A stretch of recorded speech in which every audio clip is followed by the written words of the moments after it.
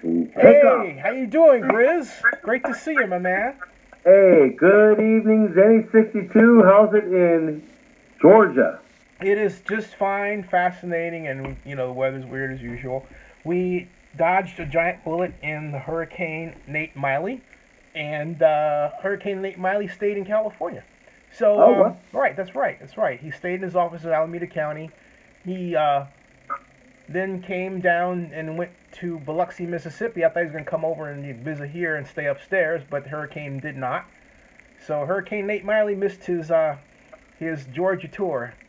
Hey, well, condolences now, to his I gotta father. say, for those of you who are totally unfamiliar with what I'm talking about, it is a quasi inside tour. A mutual friend of ours and a longtime friend of mine who's really been a great person to me, and that's Alameda County Supervisor Nate Miley.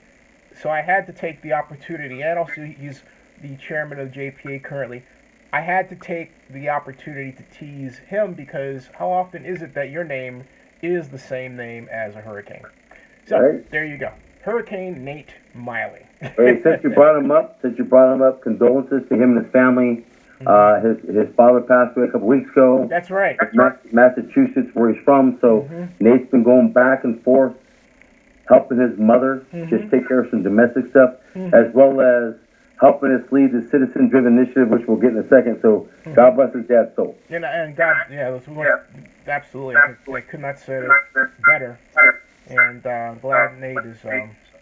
So here we are, man. Yeah, here we are. We're coming live from a surprise location. Now, while you're doing that, all right, I'm gonna go to YouTube, and I'm gonna fire up the page, because as regular viewers know, we're on YouTube Live Mobile, and YouTube Live Mobile does not allow a preset page, which is both good and bad. I mean, in fact, there's nothing bad about it at all. It's just the way that it is. But what I love about YouTube Live Mobile is the picture that you get live is actually better, crisper, and lighter than what you get if I were to use, for example, Wirecast here, which takes a lot of RAM. And for those of you who don't know what RAM is random access memory. So with that, I am going to go to the Creator Studio.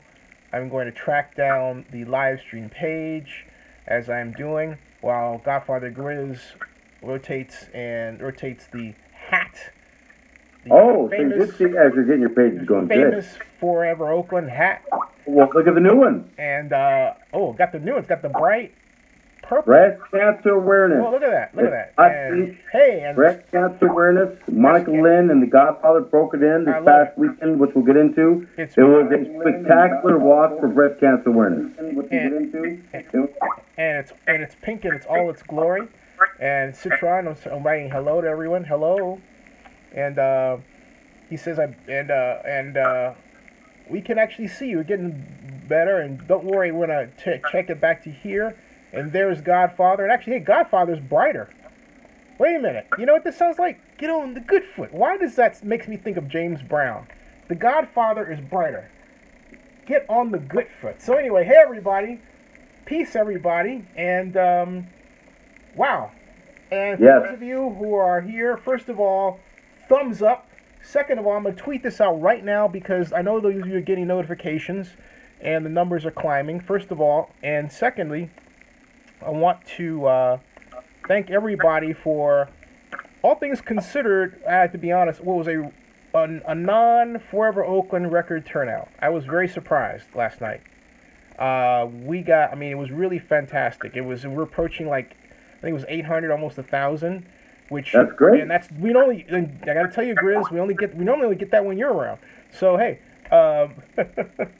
you just go with the flow, and we always make our show the way it is, regardless. That's absolutely right. And so, but the brethren came out, and I can't say enough for the brethren turning out and making what I thought was going to be a kind of a great. I mean, it was outstanding. You were missed by all. And so they're all going to be coming on through. So yeah, definitely. Okay, so Godfather, you are in an undisclosed location, and not only that, hey, hi Monica. Say hi, honey. Hi. Hi. And we're here at Monica Lynn's Casita in Fresno, California, the godmother of the NFL's finest, 6-6 Mile Forever Oakland. nice. And we just had a spectacular weekend. We were honored that our core people, including my lovely Monica, had the opportunity to come together on Ma Valley. We all needed some Ma Valley. And one thing that I can say, Zenny, and to our viewers, and hello to all of our supporters out there, continue to support us 120%. We are on a mission from God. The vibe on Ma Valley right now is at a higher level. It's bigger than football. It's bigger than wins and losses. It's bigger than how people feel about Vegas or how they feel about Oakland. We have taken this level of energy, maybe that's why we're seeing it through the screen right now, to a much higher level. We have so many people, Zenny, and to our worldwide supporters that come through Ma Valley, who are fully touched by our presence and what we do. It's just unbelievable. And what we're being reminded of, to your viewing audience, is for those diehard Oakland Raider fans who have their tailgates around the Coliseum, which everyone's special, unique. If you're putting all your energy in just the one item, football, you got to dig a little deeper right now and find something that makes you uniquely you. And there's a lot of you out there, and a lot of tailgates out there that are uniquely you. That uniqueness is what's going to take you above what's happening with the team. That uniqueness is going to take you above any kind of negativity. It's going to put you in a playing field where people of high energy and people of high respect and integrity are going to support you no matter what. Regardless of what side they're on, either way. So anyway, we've been taken to a higher level. The humanitarian work we've been doing. We had a world prayer at 7 o'clock Saturday night. We had the Voice of San Jose sing the national anthem, which I'll send to you, Zenny, if you haven't said it yet. I think we tagged you. She sang the... Yes. She sang the song Hero in honor of Forever Oakland. Then we did our breast cancer walk, which was phenomenal. Thank you to Danny Allen. Thank you for Chris Layton for providing the music. We surprised everybody. We can show that right now.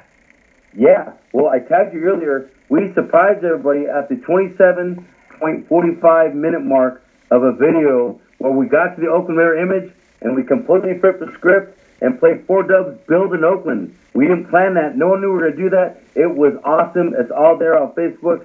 So overall, the energy in Ma Valley, the energy of our spiritual consciousness and helping people, helping Puerto Rico, praying for the people in Vegas. And now this upcoming weekend, for your viewing audience, we're going to be helping get supplies for all those families whose homes that burnt in Northern California, Napa, Sonoma County. People are rallying big time, and we're just so proud and honored to provide a platform at a higher level.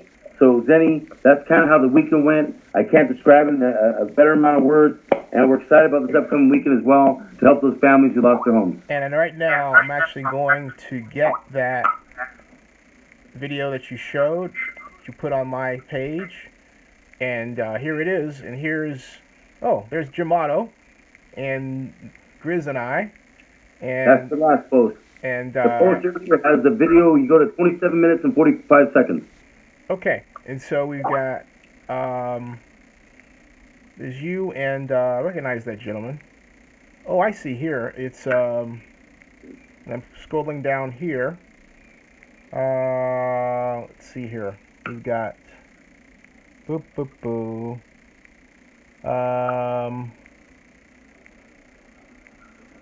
see here. Okay. I may have went too far, Godfather. One moment. It was early. Yeah, it was a post earlier today. Mm-hmm. It talked about the Zenny 62 show. Mm-hmm. The first post earlier, late morning, and it has a video of the whole breast cancer walk. But on the post itself, I mentioned everybody go to the 27:45 second mark.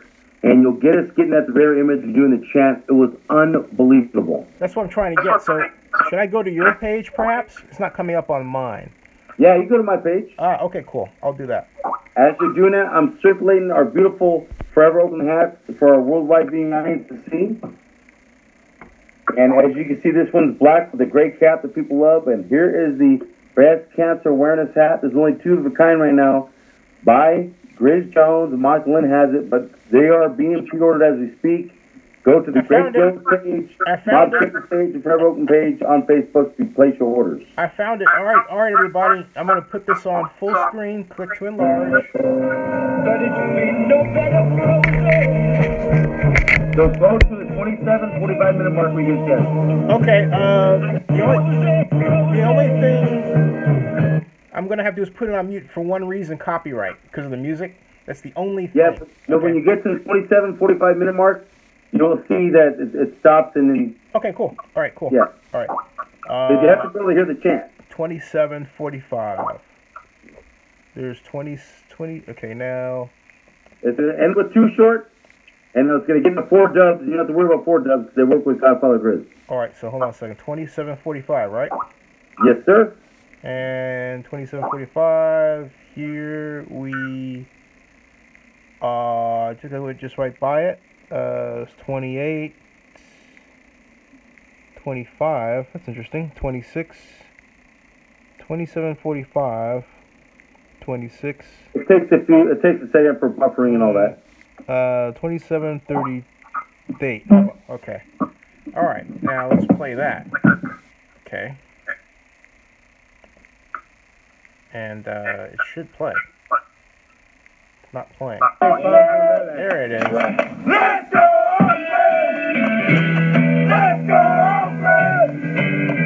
Let's go, Oakland! Don't take your hands too long. Look at that. Let's go, Oakland! Where you going with that?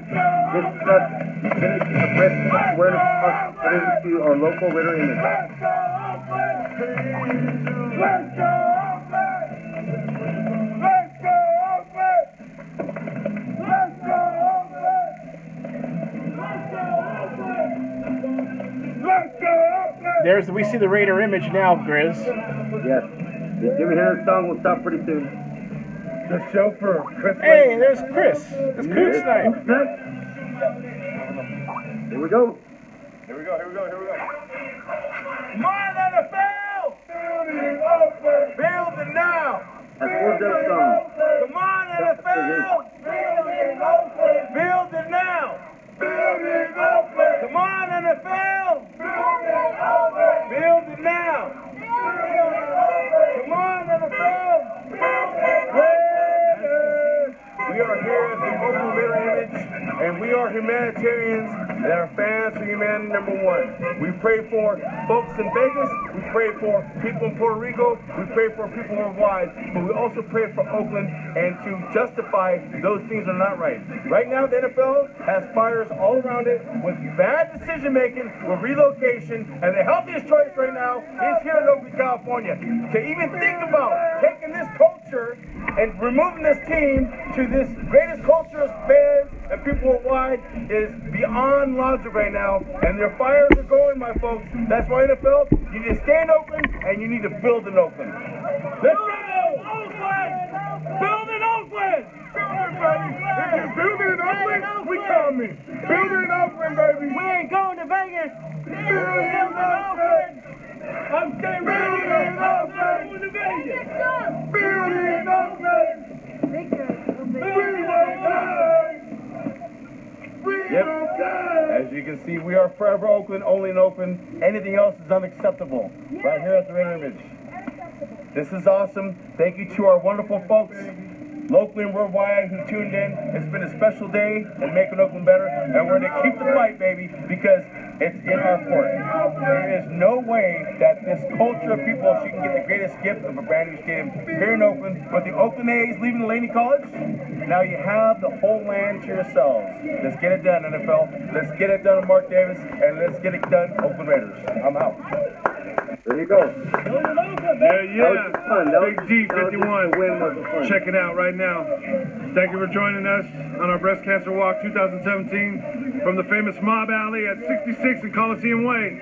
Yo, let's do this, Oakland. Let's build in Oakland.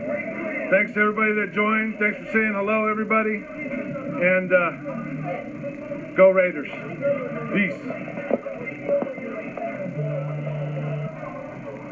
There you go. That was cool, man. That was just fun. That wasn't. We planned that a couple days in advance. We go, when we get to the Oakland Raider image, we're humanitarians. we're wanting to right the wrongs of this world. And one of those is this relocation process. And we have to stay true to our colors. No slander, nothing disrespectful, at our high energy and positive energy. The whole day, Zenny, was fantastic. It was just a blessing. Hey, that was, I have to ask you, that was, how did that come together? That was really spontaneous, but it was the energy. Was it the energy, or was it the, who was it? It's you know, we kept that quiet. You know how we get the vibe going, the emotion gets going? When you and I just talk, light bulbs turn on. Well, last week, light bulbs turned on. I mean, everything fell into place. We're so fortunate for the weather. We're so fortunate. I'm going to send you another video. You can use it the next day or two with Angela Tirado, the voice of San Jose. When you hear her sing the national anthem and you hear her sing the song Hero in dedication to Forever Oakland, that will melt all hearts. What we're doing is sending a positive message worldwide, regardless if you're pro-Oakland, pro-Vegas, regardless if you're a football fan or not. When people look at what we're doing right now and the impact we have on humanity, they take their hats off, and it doesn't matter where they're from, what their color is, what their spiritual religious beliefs are. If we're hitting a higher level, and that's why we're telling these other tailgates, if a lot of you getting so distracted right now by the team losing, there's a reason for that we'll get into in just a second. Okay. You got to find something deeper. You got to find something that makes you uniquely you that you can be forever with, beyond football. So that's what we're doing. But as we planned last week, Zenny, I thought, wait, our breast cancer awareness walk goes from Ma Valley to the Oakland Raider image. Wait, when we get the Oakland Raider image, we're going to twist these up. We didn't publicize the media. We had 4 dub song ready, and you saw what we did. It was beautiful, and it caught people off guard. Like, oh my God, they haven't left. Yeah, we haven't left. We're stronger than ever. So that's how the light bulbs turned on, my man. And Kook Snipe writes, he says, it was a fun drive with music playing while others watched. And hey, Patrick and Blackman, how are you? And hey, everybody else who's joined us, welcome. And if anybody is, Monica, are you on there? It looks like you're on there. Yeah, she's on. I see you. Give us a thumbs up. I can see you. Oh, you think I can't see you? I don't think you see her. She'll give you a thumbs up. Then yeah, she's on. I can see her anyway. I can see the list. I can see the list. Yes. I'm all seeing here. Yeah, you know what? We got the deep family in right now, man. Yeah, but you know what? I'm like the lawnmower. I'm like the lawnmower man. You ever see the lawnmower man? I have not. Lawnmower Man is the stupid pre-tech cult classic movie where this common groundskeeper who had sort of he was slow, was given some serum, and to make a long story short, he wound up being digitized, and in the digital world he became a god. Wow. Oh yeah, it was played by Jeff Fahey, who had the pleasure of meeting and interviewing much later in life at Comic-Con about 4 years ago. Actually, he's in an interesting movie. This is a digression. He's in an interesting movie called. But I digress. He's in it was an interesting movie called Sushi Girl, about a hit gone wrong, which starred Mark Hamill playing a psychotic killer. I'm not kidding you. And I interviewed him about that. So anyway, that was, I mean, I'm kind of going down the rabbit hole here, but I got to dig myself out. That's where all this is. How that applies to this is basically that I can see Monica's name, and I knew she was there, even though she didn't know that I knew she was there. Hence, we're talking Star Trek stuff now. Look, I got the T-shirt to prove it. It's all right. Hence the lawnmower man. I got to ask you, Griz, what do you think of the Raiders' 3-game losing streak? I think the Raiders have an internal mental funk going on. Mm-hmm. Now, this is just my opinion. Yeah. There's been a lot of talk about why and how it started in D.C. because some say Derek Carr stood while the majority of his team sat. Mm-hmm. Some say his offense line didn't block for him because of that. So you believe that? I have a different opinion. Mm-hmm. And here's my opinion. Mm-hmm. The Redskins, they had some people standing and they had some people kneeling as well. Mm-hmm. And guess what they did? They came out and they played a great football game and they basically kicked our behind. Yep.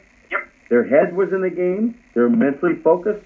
I think the Raiders got big-headed that week after they won their second game.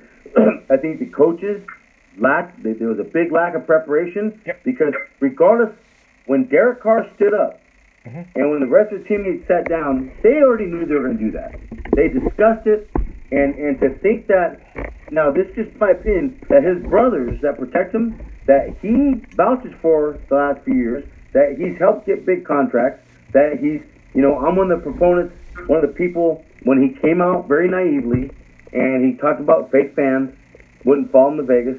I was one of the folks that reprimanded him, and I contacted Mark Davis to let him know you better reprimand him. Yep. But overall, I think Derek Carr is a good guy. I think he's got a good heart. I think he's learning. He had to learn the Oakland way. That's what we're teaching him. But he's there for his teammates. He's there for yeah. So I don't know. This is my opinion. If his offensive line purposely didn't block for him, but the Redskins did their job. Yep. So regardless of how you make a political statement, you still got to do your job. So I think overall, that's coaching and that's lack of leadership within the team. They got in a funk. They got their butts kicked. It carried over to Denver. Even after all those mistakes they made, they could have stole a game out of Denver with Emmanuel and Jared Cook. He dropped that pass in the end zone and would have made it 17-16. Yep. So, but they're in a mental funk. This is an internal problem. And there's all kinds of theories on why. Some of us pro-Oakland people think this is what's happening because of what Mark Davis is trying to do.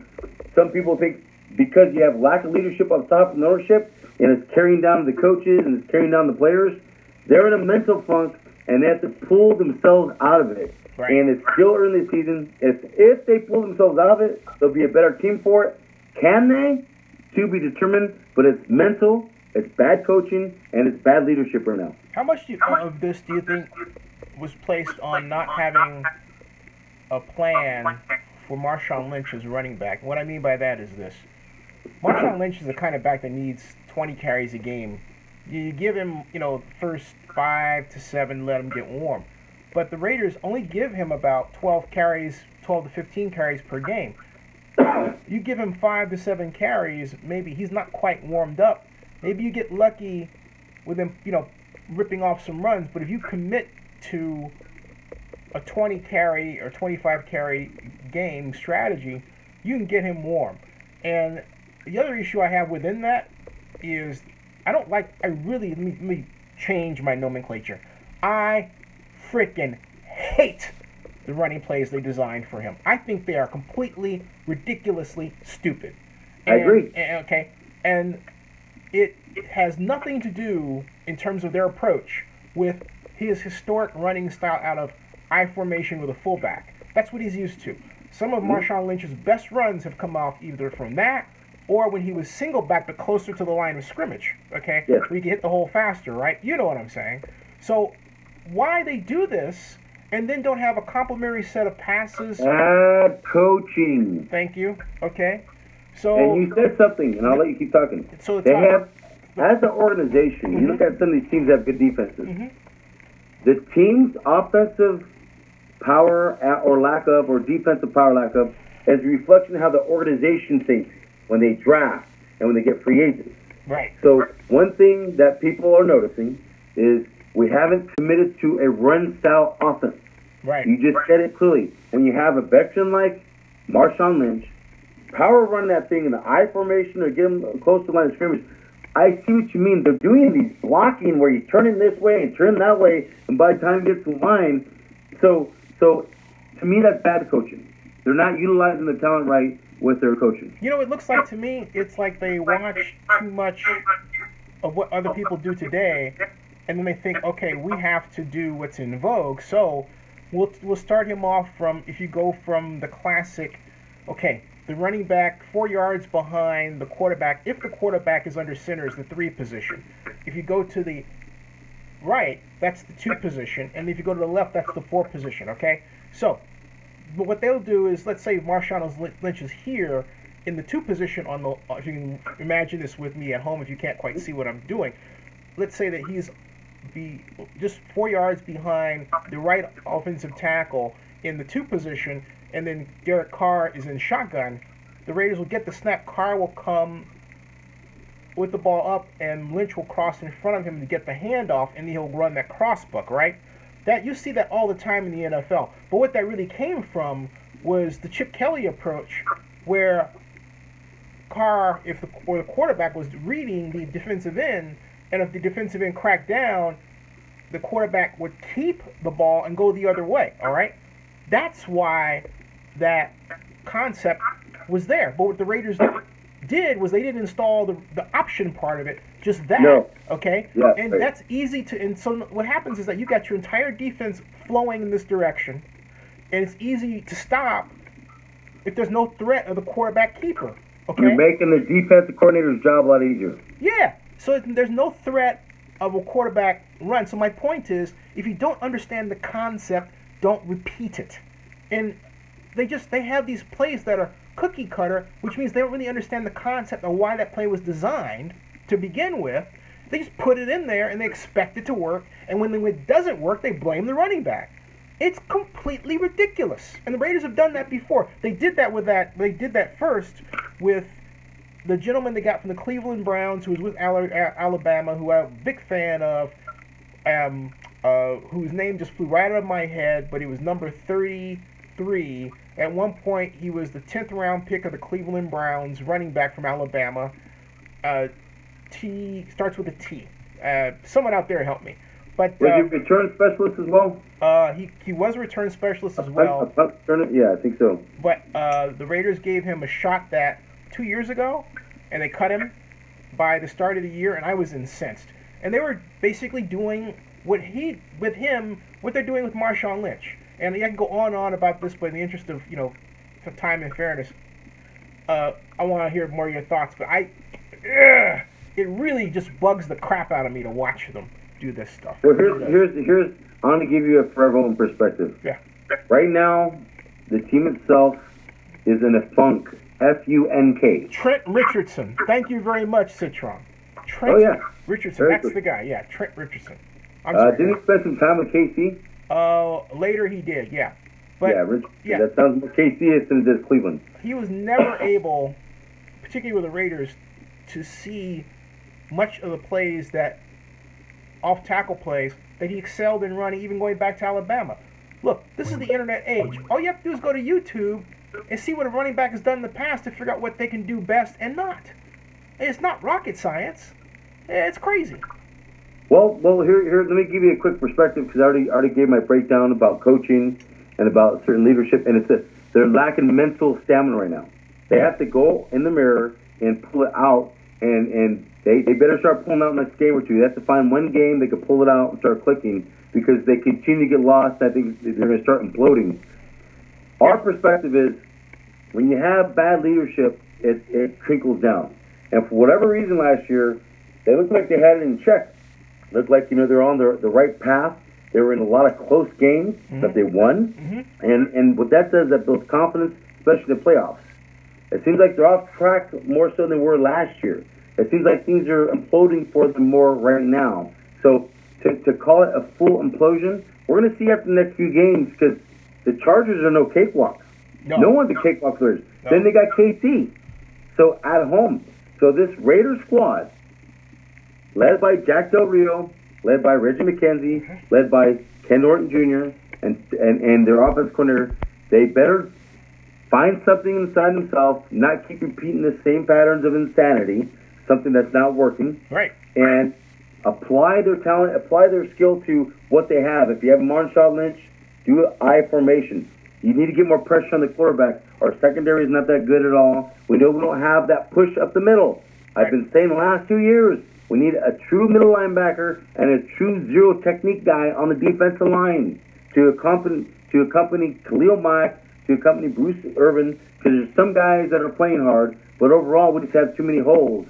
So mentally, the Raiders are in a very, very unique position where they got to pull themselves out in the next few games, or it's just going to implode and get worse. Hey, here's an idea. How come they can't simply fit the scheme to their personnel? Why do they always have to fit somebody else new into what they're doing? Maybe their approach is wrong. Maybe they should just simply say, hey, you know what? Maybe we're in a situation where if we're going to be effective, then we got linebackers. I mean, one thing their linebackers can do is they can run side to side and they can find a running back. They have good lateral movement. Okay. If you have good linebackers. Yeah. Well, I'm saying that they do have good lateral movement, but it's better than pretty good. Yeah, I like but it's better than, you have to admit, their lateral movement on a scale of 1 to 10 is better than their ability to take on blockers at the point of attack. You know what I mean? In other words, you know what I mean? And so what I'm saying is that what they need to do is play something where the linemen can't touch them, so they can flow to the outside. You know, helps in that? You have to have defense linemen that absorbs all that, so the linebackers can flow.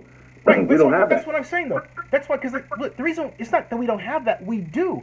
We don't put them in that position. We put them wide as opposed to. I think Kendall Jr.'s strategy isn't the best. I agree. But we also need some more talent on the defensive line. Well, here's my point, though. I want them to break the USC defense. I don't like it. It's not working for what we've got. We've got to have gap defense. Put all the linemen in gaps. You know, 4 linemen in gaps. Play stack defense like the old Kansas City stack with William Neer that flowed to the outside. If the scheme isn't working, we can't wait until the next draft. We have to win now. That's my point. Right. So here's the thing. Yeah. What you're saying is coaches, check yourself. Yeah. And say, hey, it's not working. Can it? And let's just create something new. Absolutely. That's point one. Hey, Bill, you know, I know Boss Man hates this, but Bill Walsh used to draw plays in the dirt, man. Point two. Point one is, if the scheme isn't working, change something now. Yeah. Point two, what kind of heart does this team have? Yeah. When they went to Washington and when we went to Denver and they're at home against the Ravens, you're lacking heart. Right. There's some players who are playing hard. It goes beyond X and O. So scheme is part of it, and mental strength and how bad you lean forward like that again. Lean forward like that. You're lacking heart. That's perfect. Somebody, Monica, take a picture of that. We put it on Instagram. That's perfect. That's a forever Oakland look right there. Perfect. I like it. So that's my take. Is this team needs to find itself inside itself, and it starts with coaching and it starts organizational wise. Yep. So we're gonna carry this over now, since we're having this topic of what kind of groups are out there that do support the Oakland Raiders, but that go beyond just football. Yes. Because right now, some of these groups that don't have stuff beyond Oakland Raider football, they're gonna find themselves lost like the team. I hate to say this. Forever Oakland, the 6-6 mob, I shouldn't say I hate to say this. We're on such a level right now, it's positive energy. It's incredible. If this team and the ownership and the coaches plugged into what we're doing, we wouldn't be having this mess right now. So you have the Oakland Raiders, you have a lot of fans that follow Mark Davis, which if they open their eyes, you're going to see that he's not a good leader. Then you have the 6-6 mob Forever Oakland that's well respected by, NFL entities. We went to Arizona, well respected by people of high energy. Yep. So whatever group you're part of or individuals, Oakland Raider fans, of course it hurts if our team's not winning. But you have to dig deeper right now because the team needs to find itself. And until it finds itself, you have to be that. You have to have that heart. And you have to find something deeper in football or you're going to be lost. You're going to have nothing. So we're like right across the street from the Oakland Coliseum, Black Sunday, our church. We are the chosen ones. We're carrying candles. We have the light. When you look across the street, there's a glow. When you look on what's going on with the team, it's dim. So they have to be willing to change the scheme right now. And they have to be willing to look in the mirror and say, who wants this and who doesn't want it? Yeah, that's right. Hey, I want to know what you think of the whole Donald Penn mess. The Donald Penn mess? Yes, sir. So ask a little bit more about that. Be more specific. You know what? You're absolutely right. For my viewers who have not seen the video, been aware, and I would normally show it, but right now we're basically on 2 different platforms. We're on Skype and YouTube at the same time, and that would require me going back to, that would require me firing up Instagram and thus using more random access memory. And I could do it, but right now, in the interest of time, I won't. I'll just tell you what happened. Because if you're listening to this, more often, it's probably a 70% chance you've seen the video. If you're watching this program, you're a Raider fan, first of all. Second of all, because of that, because it's been such a big controversy, it's a 70% chance that you've seen it. Now, 66% chance is a statistical search sure thing. And, all right, so now, the... tell us your perspective, what you saw, Denny. So I'm about to do, okay? And my point is this, that I'll explain what happened. After the Raider game, which the Raiders lost 30-17, 30-24, I believe it was, 30-17, which they should not have lost. They should have won at 38-17 Raiders. That was my prediction. Had they went with my strategy, they would have won. And E.J. Manuel would have been quarterback of the week. And, you know, the Raiders would have been heralded as the team that's on the rise, and they're going to take over everything. But that's because they didn't listen to me. But I digress because I have a big ego. All right, now, my point is this, all right? Donald Penn already upset, but what we did not know was that Mr. Penn, in days prior to the Ravens game at the Coliseum, had, for reasons best known only to Donald Penn, the Oakland Raiders offensive tackle, elected to basically pick on a troller by the name of Sal, who is a 10-year season ticket holder. And how old is Sal? Maybe about, what, 25, 26, something like that? But obviously a young man. And Sal did what young men do in the internet age. They tagged, in this case, Sal tagged Donald Penn's Instagram account, call him, you know, a $21 million B word, and rather than either blocking him without announcing it or just simply choosing to ignore him without any type of action, what happened was that Donald Penn responded by, and I'm going to foreshorten what he wrote, calling him out and saying, come to the game, and say what he said to him in Instagram, both on video form. Now, in the defense of Sal, okay, Sal never wrote anything that called Donald Penn a name. Donald Penn did. Called him the B word, said to him F you, and then, which was the ultimate coup de grace era, asked him to be at the game and show his face, basically saying what he said on the video. That's what the Oakland Raiders offensive tackle did. Now, after the game, and we know the outcome, the Raiders, you know, were drubbed because of bad coaching, but we talked about that already, and I will not recount what I just said. There's Sal at the area where the players come out with their cars, which is between the stadium and over on this side, and then the arena on this side, and it's this kind of indentation that it's a VIP parking. It's by the D lot. Yes, and there are people there. Specifically, there are yellow coats, which are security. There's the Alameda County Sheriff, which is already there. Several sheriff officers, I believe 3 generally. And custodial workers, okay?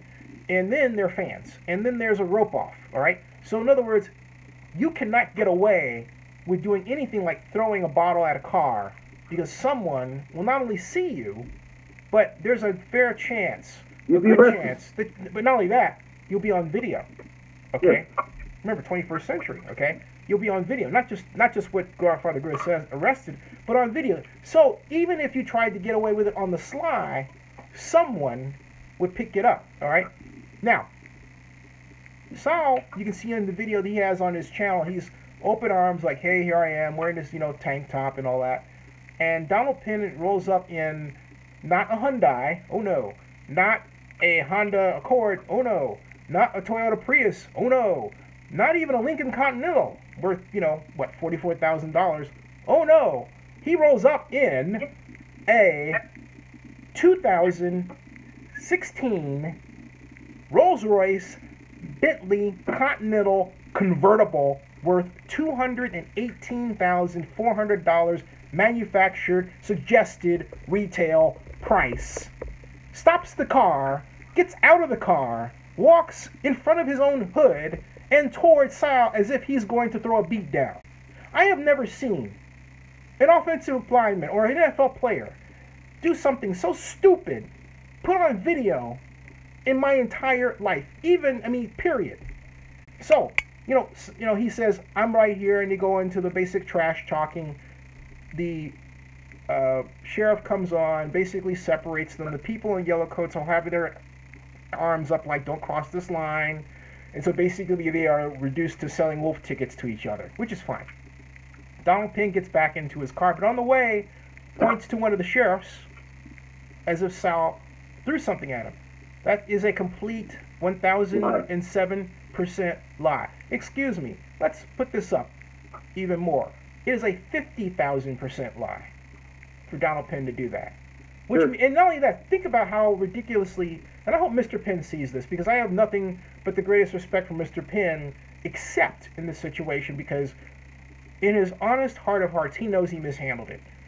Donald Penn has to admit that had the sheriff made an arrest on the basis purely of his claim, and the arrests were found, and the results and the evidence were found to have been not true, and it was made up, then Sal could have asked for Donald Penn's arrest on a false charge. Basically, it's against the law to engage law enforcement under false pretenses. Okay, it's California law, but that's what he was doing.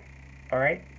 Now, Donald Penn could have avoided all of this, first of all, by just keeping his, you know what, away from Sal. What he should have done, and this is to Sal's discredit, singularly, is if Sal says, hey, look, I'm a 10-year season ticket holder, Donald Penn could have turned around and said, you know what, to the Raiders, you know what, this guy's badgering me. He's a season ticket holder.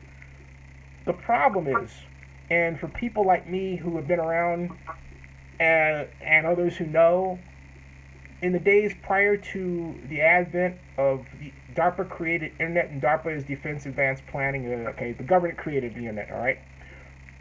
We had more face-to-face contact, but fans were real fans. They did not, particularly after a loss, disrespect players like that.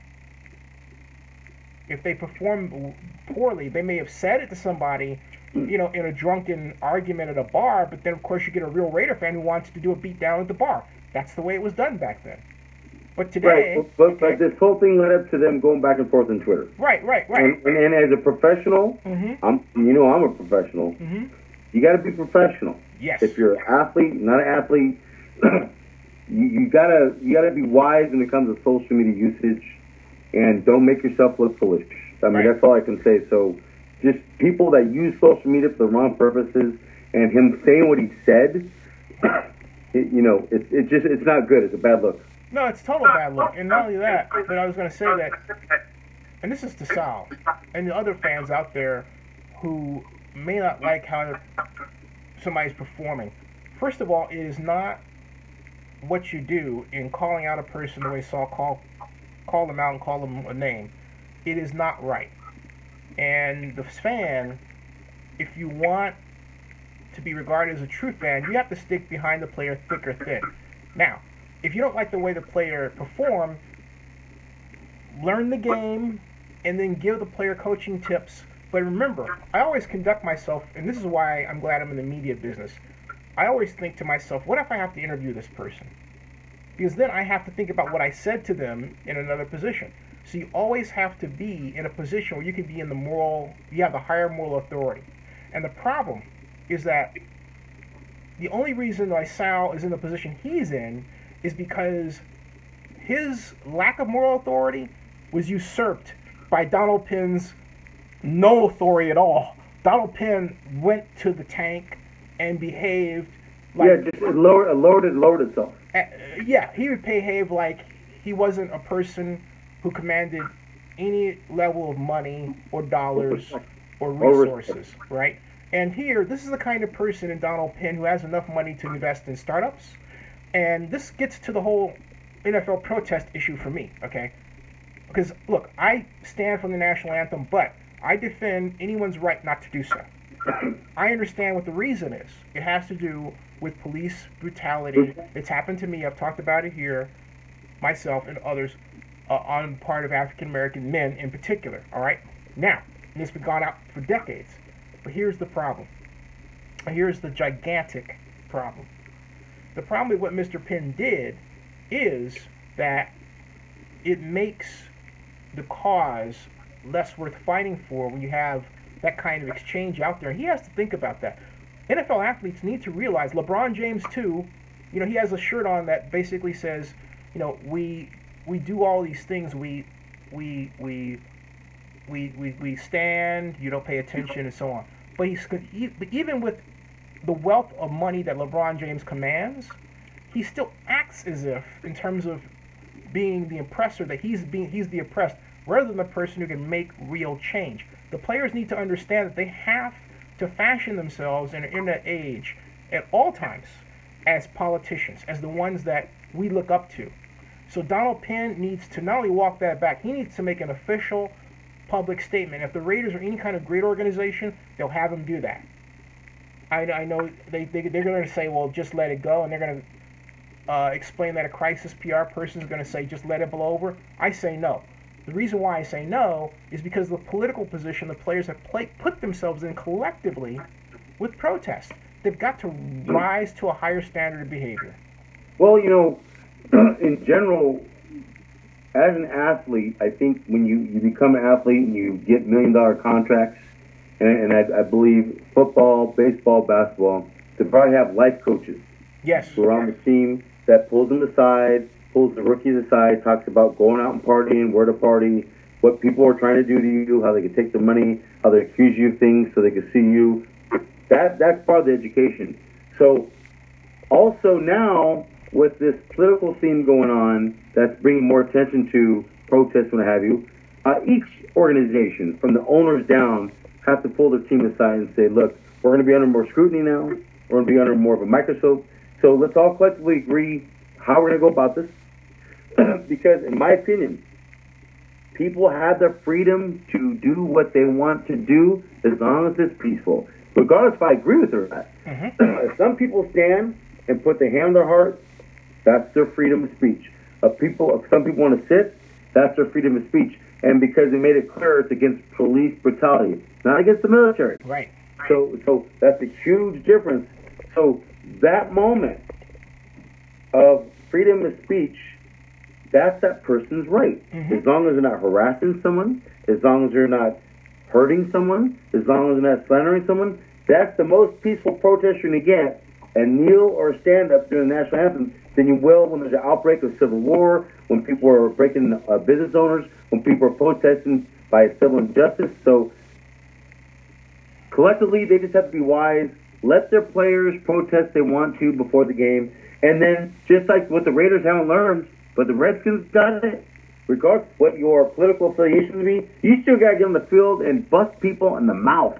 Oh, yeah. And what happened that week leading up to Washington is the Raiders came unprepared, and they got their butts handed to them by a team that was hungry and by a team that kept hearing all week, the Raiders are coming to beat us. The Raiders are coming to beat us. Their heads got big, and that's bad coaching, and they have not recovered from that. And so overall, Donald Penn and all these athletes, the organization has to pull them aside and say, look, we just have to be very cautious publicly about everything right now. I mean, the leadership of this country, people disagree with. The leadership of the Oakland Raiders, people disagree with. The leadership of the Dallas Cowboys, people disagree with. He shows one side of himself a couple weeks ago. Now he's doing something different. So each individual has to find something themselves to try to do the right thing. I wish all professional athletes would take pride in that. It's not their job to show the way, but they got to be reminded they are role models. That's the position they're in, and it's best for them to take that to a high standard, take that to have a lot of integrity with that. So yeah, as a professional athlete, you have to know. And I'm on social media. I'm sure people will try and threaten me once in a while. You have to be smart in the head. Right. You can't let social media dictate to what your actions are. If your family's in danger, or if you're in danger, then you take that information. Someone threatened me, you go to the authorities. Right. Outside of that, don't act a fool because someone's acting a certain way on social media. That's right. I couldn't have said it better myself. And as far as the Raiders and the Redskins' performance, you're absolutely right. The Redskins felt disrespected. They also, not only that, had to deal with people criticizing Kirk Cousins and his performance, which fell upon the offense as well. If you remember, Cousins was vying to be the highest paid player in the NFL, and then along came Derek Carr. Right. All right, and then Matt Stafford. So think about that position. If you know, as the Redskins coach, Jay Gruden, okay, I've got my quarterback who's going to be facing the second highest paid player in the NFL, and I know that he thinks he's more valuable. What better way to fire him up, than to end the defense? And then the defense to say, okay, hey, look, we've got the best quarterback right over here in Kirk Cousins. Let's go out and prove that this guy isn't so good. Let's shut them down because... Well, what they did was the Redskins leadership internalized that criticism and they channeled it for positive results. Yep. Something the Raiders need to learn since that week. They backtracked mentally. They got punched in the mouth as an organization. They got punched in the mouth as a football team, and they haven't been able to recover yet. They're still bleeding. Yep. They have to stitch up their heart. They have to realize you can't have a big head in this game. And they have to realize, regardless of what your political affiliation was, during the national anthem, you still got to play the game of football. That's right. Nobody cares, man. Just like it's the score. At the end, what happens at the end of the day, it's the score. Hey, Zenny, you got me tonight. You got me for another 10 minutes, my man. So Let's continue on. Any updates in Vegas, as well as we want to remind our viewing audience, we're doing another charity this weekend to help the families that lost their homes in Northern California, and people are getting behind it. So lead the way, Zenny. Let's talk about the charity. What's the next step for that? Because that's a big problem. Basically, we know we have friends. You went to Napa with me this year. Yep. You met a lot of wonderful people. Oh, shoot. How's the hotel? Do you know? I know the hotel's fine. Great. The hotel, but one of the people that came up in the hotel, when you were there, you saw a lot of people come and go, say hi, say hi to me, say hi to you, give hats, give shirts. One of our guys is a supporter from Napa, and he picked up his 6'6" Mob and Forever Oakland hat that day. So he and I connected, and he's very much involved with trying to help his community right now with some of these homes that burned down, not just in Napa, Sonoma, and all of Northern California. So being the Mob, and we have connections everywhere, we reached out to him, and we've organized a list of items. We're asking all supporters to bring the Mob by this weekend and or be volunteers to the fire department resource centers up in Northern California. So this weekend from Friday, October 13th, 7 p.m. and on, the NFL's on the tailgate, the NFL's holy ground. That's a signal. It's a beam of light right now. It's vibrating very high up until Black Sunday. We ask people to bring any generators, which is hard to get, I know, but all the stores up there, they're out of generators. Wow. These people are homeless. They're having to sleep in churches. They're having to go to resource centers. They have to go to families' homes. Some are probably in their cars. They're homeless. Imagine your home being burnt. So generators help keep things going. Generators help keep power going. They need water, obviously the basics. They need sleeping bags. They need blankets. They need pillows and any food essentials, because some of these people are barely surviving until they can go back to real life. Their houses may be insured, but the house is gone. I mean, gone. So they have to relocate. They have to get new materials. It's just another one of these tragedies like we dealt with when the South got hit by the hurricane, like Houston got hit by the hurricane by water. This is being destruction by fire. Well, it sounds to me like the 1991 Oakland Hills fire. The thing is Sunday night, when we're done shutting down Mob Valley, Monica and I went to my home in Oakland, I smoked smoke. I thought it was just fireplaces in Oakland, or I thought maybe it was a fire in Oakland. Come to find out, it's the fire in Napa that everyone in the Bay Area can smell. It's really, really intense. Yeah. So we're asking people to pray for those families. Please, pray from the bottom of your heart, like we always do on the Zenny 62 show. Maybe we can end the show with a prayer. And bring supplies to Mob Valley. Contact the Great Jones, Mob Charities, Forever Oakland Facebook page. Hit us up in inbox or personal message, or call the Forever Oakland hotline at 510-679-7031. 510-679-7031. We will assist you in any way in how you bring supplies. We'll put you in touch with people in Napa. So Monday and Tuesday, we're going to get those supplies to them. We'll let you know if it's the fire departments that are taking it, the resource centers. They really need it right now. That's what we're doing this upcoming weekend. Hey, you want to repeat that number? The Forever Oakland hotline is 510-679-7031. I'm gonna tweet that out right now while I got you on the phone here. While you have me on Skype? Yeah. The Forever Oakland Skype? That's right, but also Twitter. Hotline for hashtag, I guess, fire. See what's the Santa Rosa? Santa Rosa is affected. Sonoma County is affected. Napa is affected. A lot of Northern California. This is a big fire right now. A lot of people lost their homes. It's sad, really sad. Okay. Hotline for San Rafael. Okay, 510. Again, please. 679. 679. 7031. 7031. Okay, and that is. And for anybody that's this mob, everybody that's coming to Oakland this weekend for the Raiders game, regardless from Friday, Saturday, or Sunday, the NFL is on the tailgate Mob Alley, which is 559 66th Avenue. That's the full address, 559 66th Avenue. Across the street from the 66th Avenue entrance, you'll see our canopies and banners probably displayed. We'll be out there accepting supplies galore. We'll be out there putting you in touch with people that may even volunteer to help these families in need. So we're going to be just one of many resource centers offering ourselves as fans for humanity, just like we did this past weekend for breast cancer awareness. When it comes to charity, we're the real deal, man. We get our hearts involved. It surpasses football. It surpasses race. It surpasses your spiritual religious beliefs. And I want to also tell you guys, I'm going to send Zinni the World Prayer video we had and the Voice of San Jose. It's like a 15-minute video altogether. I just want to implore Zenny, no matter what his show format's going to be tomorrow, Thursday, Friday, leading up this weekend, in Zenny's convenience time, show that video because it's about a heartbeat coming out of Oakland that is touching lives worldwide. Got it. Touching lives. But I had people, Zenny, I didn't have them, from Las Vegas who are pro-Vegas. Contacted Godfather, through personal message, thanking us for being first class.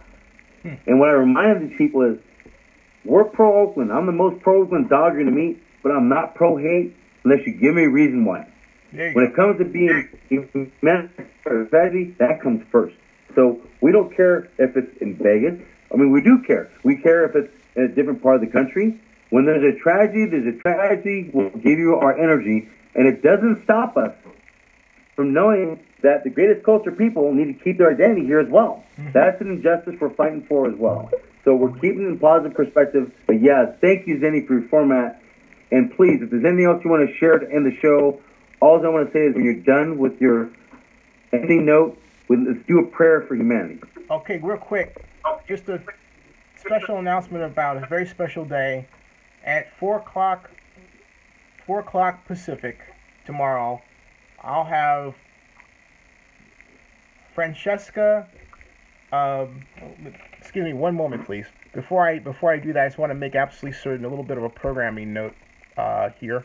I heard it. I want This is good stuff, man. Oh, I've got some great stuff. I'm so great. I don't have a cue card here. I want to make sure that I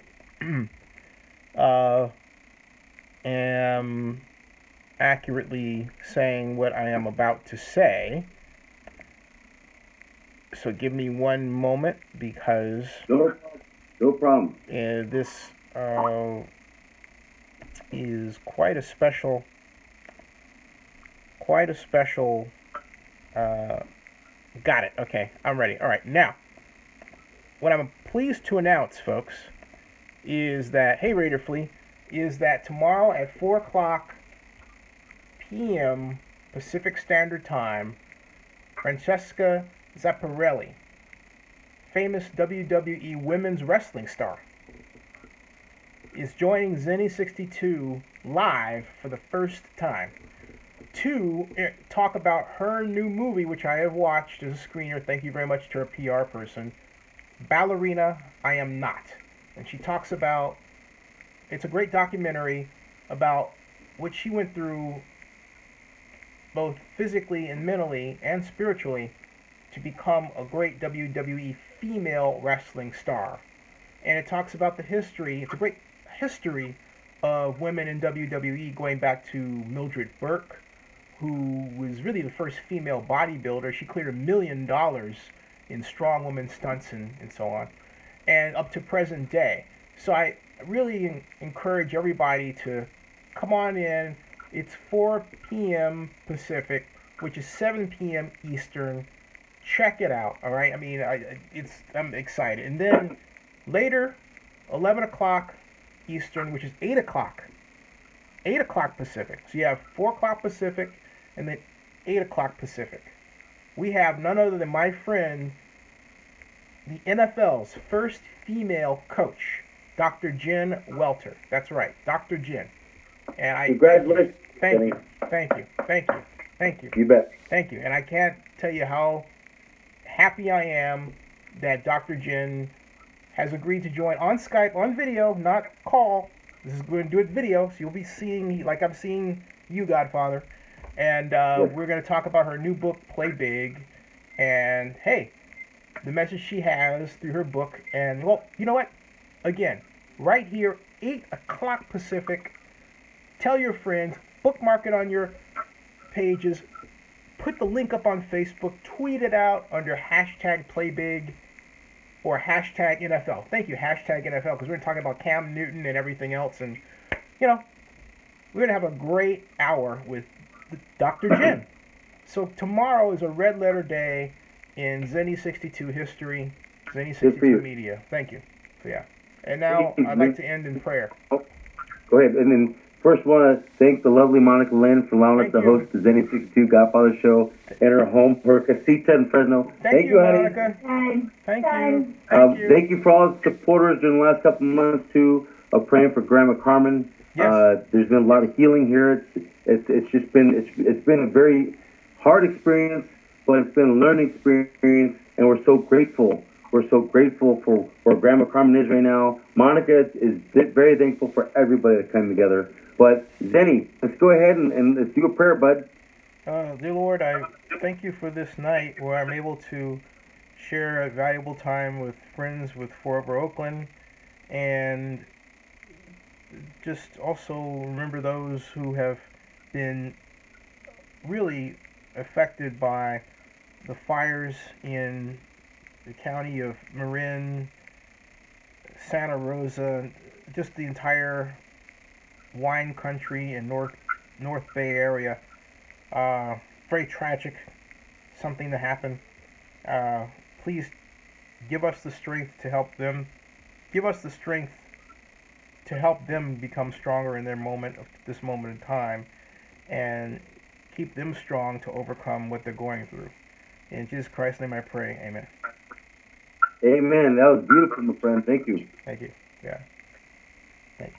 So, hey, congratulations on tomorrow. Tune in, Once man. again, thank you for 62.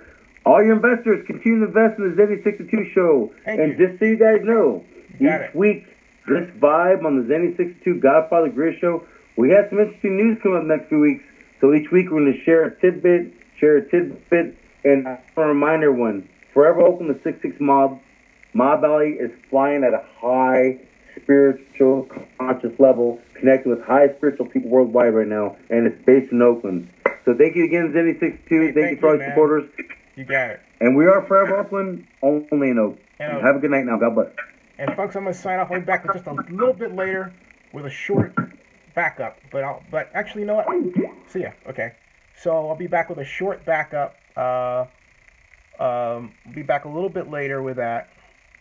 And to talk about tomorrow, let me elevate this so that you can get a taste for what's happening here. Excuse me. There we go. Yeah. So anyways, I was saying I'll be back in a little bit to talk about tomorrow, a short preview live stream about what is going to be today it's 12:40, so it's already that day.